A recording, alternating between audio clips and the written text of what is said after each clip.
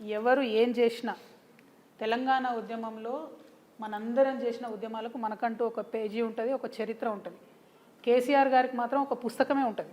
నేను ఇవాళ కేసీఆర్ గారికి విభేదించవచ్చు, నేను ఇవాళ బీఆర్ఎస్ పార్టీలో లేకపోవచ్చు, కానీ కేసీఆర్ గారు చేసిన ఉద్యమానికి ఆయన చరిత్రలో ఒక పుస్తకమే ఉంటుంది.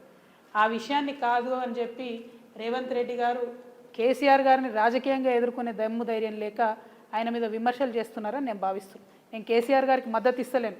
రాష్ట్ర రాజకీయాల్లో ఒక మర్యాదపూర్వకమైన వాతావరణం ఉండాలని కోరుకునే ఆడబిడ్డగా చెప్తున్నా. విమర్శ చేయండి, ఏదన్నా చేయండి, కానీ ఒక లైన్ దాటొద్దు.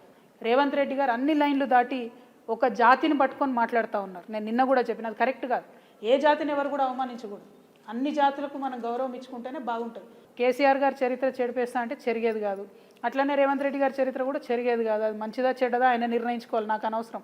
కానీ ప్రజల హృదయాలను గెలుచుకొని ఎప్పుడైనా రాజకీయాలు చేయాలి, కానీ అవతలోని తిడితేనే రాజకీయం చేస్తాం అనుకుంటే అది కరెక్ట్ కాదు. నేను రేవంత్ రెడ్డి గారి వాక్యాలను నిన్న కూడా ఖండించాను, ఇవాళ కూడా ఖండిస్తున్నా. ఇటువంటి భాష తెలంగాణ రాజకీయాల్లో ఉండకూడదని చెప్పి నేను మనస్ఫూర్తిగా నమ్ముతా ఉన్నాను. అంటే ఈ big fish small fish theory గుర్తుంది కదా బ్రదర్ మీకు?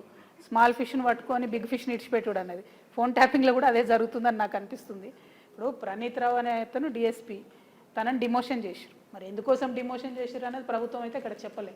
కానీ ఈ స్మాల్ ఫిష్ని చూపించి మరి ఈ ప్రణీత్కి ఆర్డర్ ఇచ్చినటువంటి బిగ్ ఫిష్లను వాళ్ళని వదిలేస్తారా ఏంది అన్నది ప్రభుత్వమే ఫ్యూచర్లో చెప్పాలి. మరి డిమోషన్ చేసిరంటే ఫోన్ ట్యాపింగ్లో ఏదన్నా టెక్నికల్ డీటెయిల్స్ ఉన్నాయా అందుకని చేసిరా, వాళ్ళు చెప్తలేరు ఎందుకు చేసిరో కూడా. సో ప్రణీత్ రావు లాగానే చాలా మందికి కూడా డిఎస్పీ ప్రమోషన్లు వచ్చినాయి, ఇదివరకు కూడా కాంగ్రెస్ ప్రభుత్వంలో వచ్చినాయి, టీఆర్ఎస్ ప్రభుత్వంలో వచ్చినాయి.